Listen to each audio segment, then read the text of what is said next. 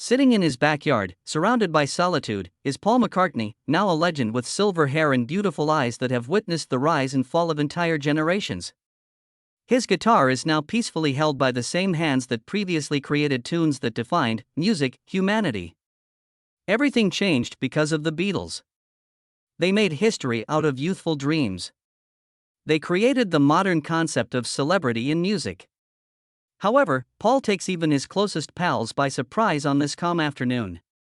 He acknowledges that 3 bands in his heart surpass even the Beatles as he reflects on the pandemonium, the miracles, and the memories. These bands went above and beyond what the Beatles thought was possible, not because they were less great. The Rolling Stones are the first band he thinks of. Music, the Beatles saw their reflection in them, but it was darker, sharper, and more perilous. What the Beatles couldn't be, the Stones were. Wild, alluring, and blatantly careless. They didn't entice you in with their music. It challenged you to go along. Paul recalls the competition that drove them both apart. Music, the press that declared war, the incessant headlines, the fans who took sides. However, it was actually hunger rather than hate. The Beatles aimed for harmony. The Stones wanted mayhem. While the others sang songs to temptation, the first wrote melodies of unity. They sung about sin, the Stones about love, and the Beatles about love. Paul would never forget the first time he saw Jagger perform live, his naked chest, the music shimmering in the red light, each move halfway between a menace and a dance. Beside him, Keith Richards stood with his guitar growling like an unbridled savage. They provoked music, in addition to performing. Rebellion was glorified by them. Tabloids referred to them as villains. Paul witnessed prophets. The Stones made it divine by dragging rock from the skies down into the earth. Something twisted inside McCartney every time he saw them perform live. A dizzying mixture of envy and admiration. Music, they weren't looking for melody. They were seeking peril. They weren't creating works of art. Despite the pain, they were calling forth the truth. Paul discovered another type of perfection in their flaws. Music, they were the fire to his melody and the storm to his sunshine. They characterized an age together. McCartney's ideas soften and music moves toward something colder and bigger, Pink Floyd, as the sound of that danger eventually fades and the echoes of revolt fade into nothingness. He recalls hearing about the dark side of the moon for the first time. The depth, the patience, the accuracy. Rock wasn't it? It was emotionally charged architecture. Floyd created music that felt like planets in orbit, with each note resembling a vast canvas. Their ability to maintain composure and make quiet seem more important than commotion astounded Paul. They hypnotized rather than performing music. They created a symphony out of introspection. He respected their pursuit of music, truth more than celebrity. I am aware. However, I understand it somewhat because I was a fan of many people. Oh, Well, I'm also overjoyed. After hours, McCartney would occasionally sit by himself in Abbey Road with the lights down and music playing on enormous studio monitors, such as Wish You Were Here or Us in Them. There would be an odd silence in the room, as if time itself was listening to music. Through every wall, the music seemed to be alive. He pictured the band in its own peculiar orbit, oceans creating galaxies out of sadness. Gilmore's transformation of heartache into beauty. The invisible blue that bound infinity together was woven by Wright and Mason. They were frequently seen by him as the Beatles' mirror image. Floyd experimented with shadow where his band had applied light. Music, however, they were both looking for the same thing, significance beyond music, truth beyond celebrity. McCartney appreciated that they trusted stillness and space more than any pop hook ever could, and that they never rushed their work. He frequently believed that Pink Floyd carried the flame that the Beatles had once ignited, the guts to experiment, explore, and, music, to fully immerse themselves in the art. He also sensed something in their sound that the Beatles had never quite achieved. Infinity itself, huge and unknown, reverberating across eternity. The irresistible storm that is Led Zeppelin, however, is the last power in Paul's heart that even Pink Floyd's cosmic reach yields to. Paul realized that Zeppelin's arrival had permanently altered the game. They didn't compose music. They caused tremors. Page's guitar gave off a fiery roar. Plant had a thunderous voice. Bonham's drums were a wild god's pulse. Joan put everything together like a crazy scientist. Zeppelin transformed sex, power, mythology, and blues into pure elemental energy. McCartney was unable to deny it. They represented the unadulterated essence of freedom. The world has no choice but to comply with their brutal rule-breaking. Zeppelin made you give up where the Beatles allowed you to dream. Paul acknowledged that. He recognized in them the rebellious attitude that characterized rock as it should be. He would occasionally listen to their live CDs late at night, marveling at their strength as the song remained the same and the West was won. Not all of it was musicianship. Music, possession was what it was. They created electrical temples out of concert halls. Music, Paul appreciated that their music was dangerous, as it evoked the same unwavering spirit that had first drew him to rock and roll as a young man in Liverpool. Along with the expense, he witnessed the strain, the drugs, the fatigue, and the mythology that was too intense. They fooled themselves and everyone else for a while into believing that Zeppelin were humans posing as gods.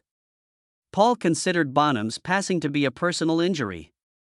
The rock odyssey has reached the end of another chapter. McCartney, however, grinned softly to himself as the sun sank over his recollections of music. He had no regrets. He was amazed.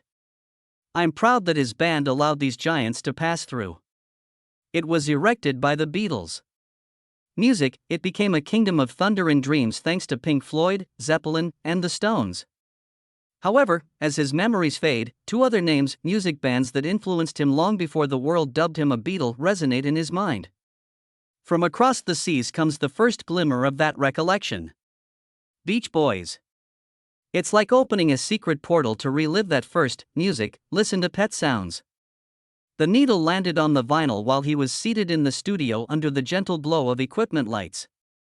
The room became quiet. Those harmonies swept over him like a wave, so pure they nearly hurt. Every chord trembled with honesty and felt alive.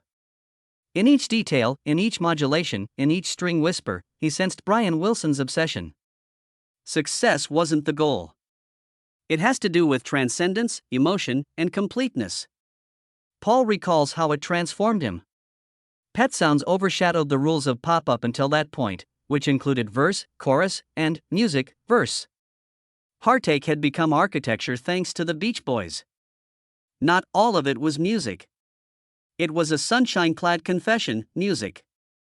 According to McCartney, listening to that record was like watching someone use emotion to paint the atmosphere.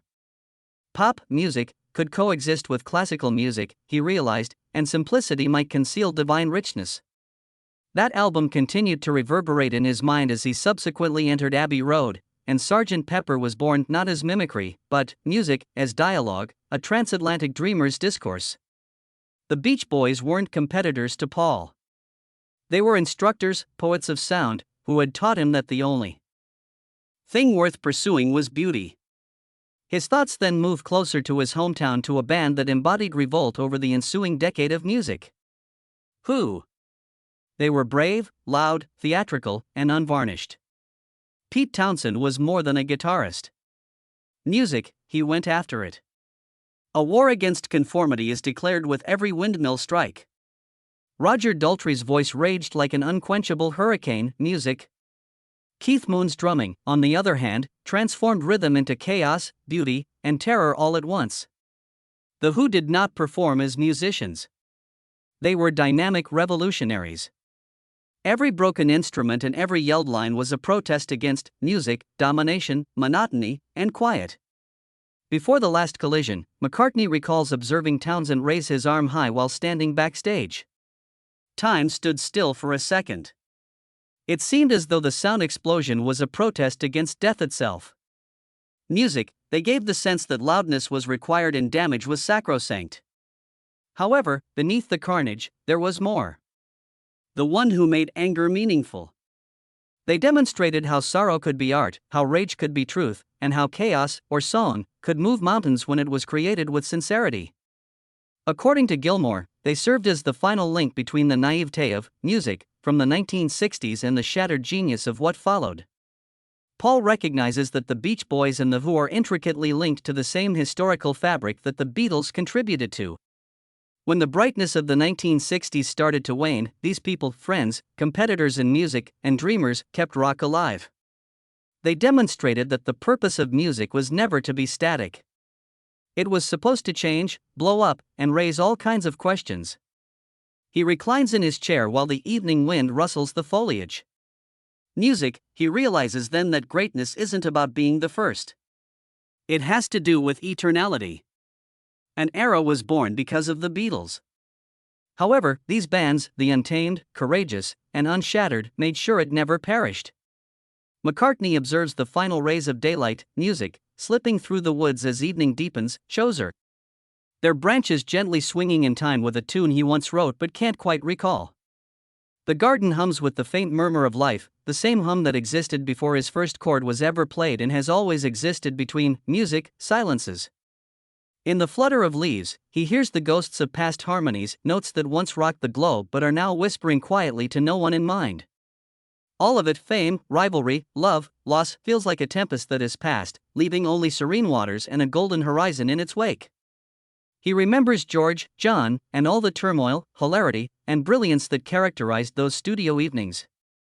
Every time he sings song, he thinks about the faces in the crowd, millions of strangers who, in some way, share a single heartbeat with him. Once it seemed impossible to bear its weight. It feels like a gift that he has finally mastered the art of carrying. McCartney gives a weak smile. It's possible that the Beatles were only intended to be the refrain that would never end, not the story's last line. Because each time someone picks up a guitar, composes a melody, or finds hope in a song, they are carrying on what started in a smoky cellar in Liverpool all those years ago. The sky turns a deep shade of blue. One star shines overhead as the air cools. As though responding to an unasked question, he glances up and gives a modest nod. The folks who created are outlived by the music.